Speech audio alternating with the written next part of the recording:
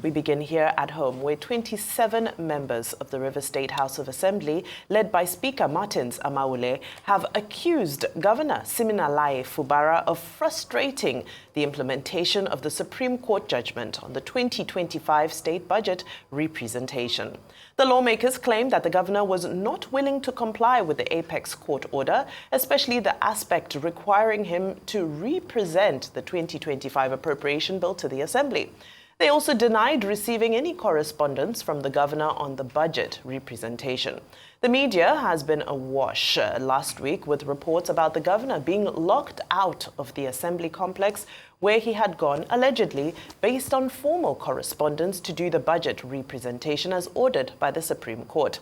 However, Chairman House Committee on Information and spokesperson of the Assembly, Enemi George, who spoke to a select group of journalists yesterday in Port Harcourt, challenged Fubara to produce the acknowledged copy of the letter he claimed to have sent to the legislature on the budget representation.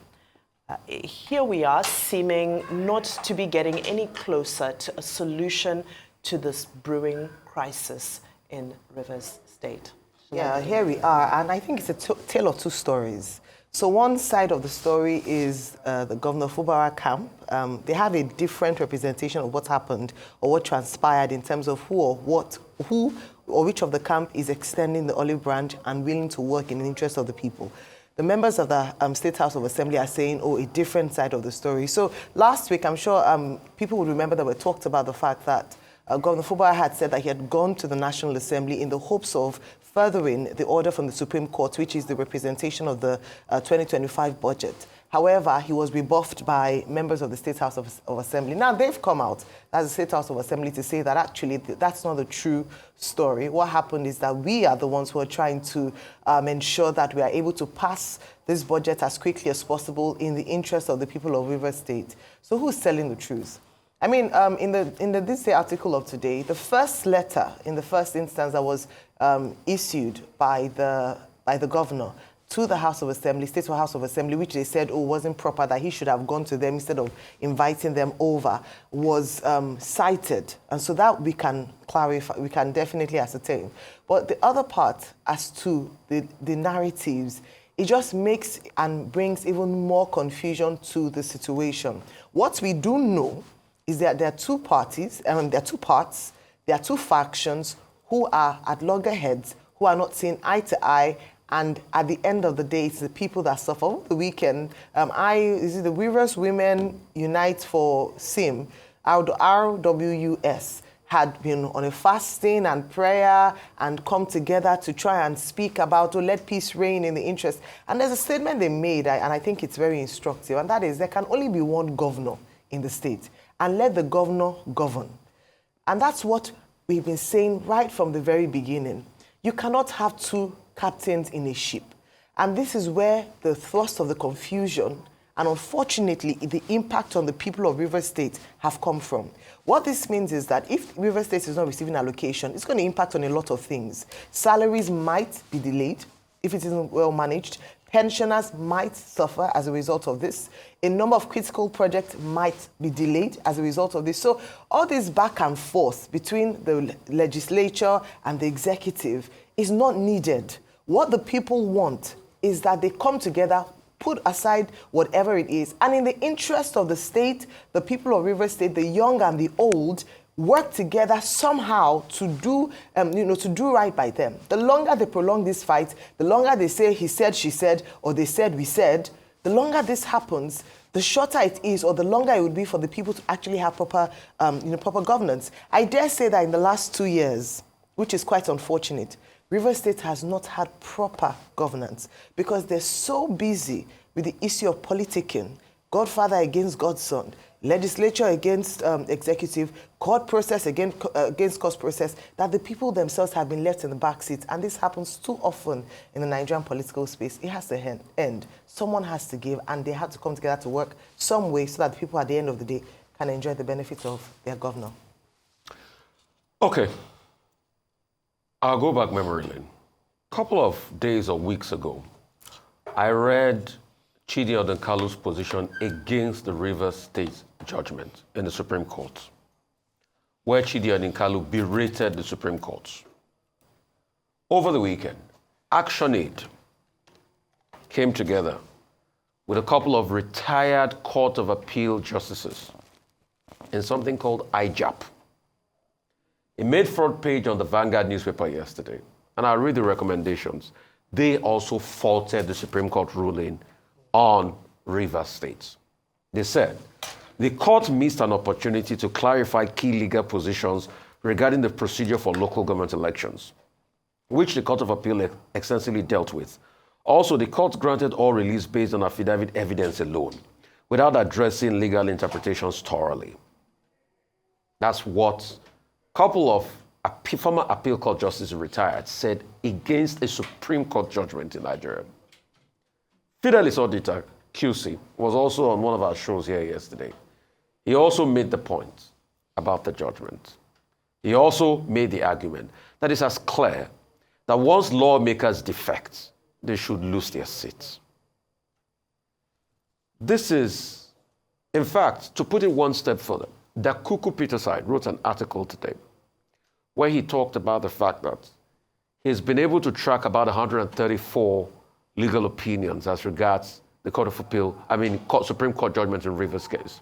130 said there had been things they faulted about that judgment out of 134. I've given you 4 different accounts as regards the Supreme Court judgment in this country. While all of this is going on, we've seen a lot of bad faith being shown, for the sake of fairness, by the two parties. Yeah. Yes, there's a Yoruba saying that what it means is once you go to court with somebody, there's no how you can be friends. So bad faith goes across both parts.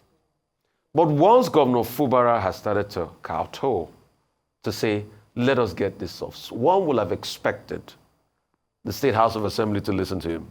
The same State House of Assembly, they claim that they have not been paid in 6 months. In over a year, 18 months, beg your pardon. Same State House of Assembly. Now the governor is saying, let us fix this. They keep giving excuses. The last time they shot the case against him, they said, it wasn't their priority, that he was going somewhere in Ogoniland, and he just had to, they use a local palace branch there. If the lawmakers do not have any other motive, by now they should be settling the case. But you and I know, that how were the lawmakers surviving in 18 months without pay? Somebody was definitely helping them out somewhere, and that we know. And it's that person that is still pulling the strings. And it's that person that came to a place in Ijaw land in, in Rivers State over the weekend that caused a lot of skirmish. It is the same that person, after all is said about the Ijaw people, now he's now folding, like they say in social media parlance, by saying, no, I didn't say the same about the people. There were skirmishes, tear gas being fired, and all sorts happened when he came over the weekend. So we know what is going on. We know that there's a grand attempt, which the governor at first feared, to impeach him. But also, we will present all the facts and speak for common sense. And like my maths teacher, Mrs. Brymer, will say, common sense is not always common. Absolutely. Very aptly said, Rufai. It was very concerning to watch some of the videos and pictures that came out of Rivers State over the weekend, as we see an escalation in tension. There are outbursts, pockets of violence here and there. And of course, we know when violence is politically motivated, there's always some sort of financial inducement. There's always somebody bigger behind it. Now, for me, what this highlights is the fact that there is a crisis of leadership. There is a vacuum of leadership. Why do I say this? I say this because when we saw the crisis that rocked the Lagos State House of Assembly recently, yes, many things played out in the media and behind the scenes. But ultimately, we saw all parties involved being united by an interested party, an invested leader in that situation. And they all came out singing, "On your mandate, we shall stand." And things have tempered down. Peace has been restored to a large extent. Now, in the state of Rivers, unfortunately, we're not seeing any decisive leadership. Where are the elders? Where are those who are respected by all, who we would hope by now would have called all parties to order? Now, when we look at the Supreme Court ruling, yes, we can take it apart in many ways, but there's one thing for me that stood out, which should be our primary focus at the moment, which is that a government cannot be said to exist without one of the three arms that make up the government of the state under the 1999 Constitution. So the ultimate fact here is that the government cannot be said to function or exist without the lawmakers. That has been ruled. Now, there's a lot of focus on the governor himself to reach out, to extend the olive branch, and to do all things necessary to ensure that he placates these 27 lawmakers and brings them back into the fold. But it doesn't seem that there is the equivocal good faith from the other side. We saw how they refused to accept his invitation to meet, and even some representatives of that group coming into the media and continuing to insult the governor, when this is supposed to be a season of peace and reconciliation, a season where we can all chart a way forward, even if that way forward means that they are going to come to converge to institute an impeachment against the governor. However, it's now time for that, for the government to be reconstituted and for governance to continue. Now, there's so many things being said. I remember we spoke to Senator Sekibo, who is the senator representing River Central last week, and he was one of the first people to say that he felt that the governor is grandstanding. Well, the Commissioner of Information, Joseph Johnson, has said that, in fact, the letter was written and they had proposed that the new proposed date for the budget representation is March 19th, which I believe is on Wednesday. So we'll now count down to Wednesday and see if all parties in good faith, whether it's by WhatsApp or whether it's by whatever form of communication, the fact of the matter is that the message has been communicated that we want to meet and converge to pass this budget. So let there be good faith from both sides. Yes, everybody is playing their politicking political maneuvers. Additionally, I think it's critical that as much as some want to politicize the role of the judiciary in all of this, it's important for us to hold the politicians to account, because Siminalayi Fubara was elected by the popular vote. Similarly, the lawmakers were elected by the popular vote before they defected and returned and so forth. So at the end of the day, the people need to remain the focus. Delivery of good governance needs to be the focus.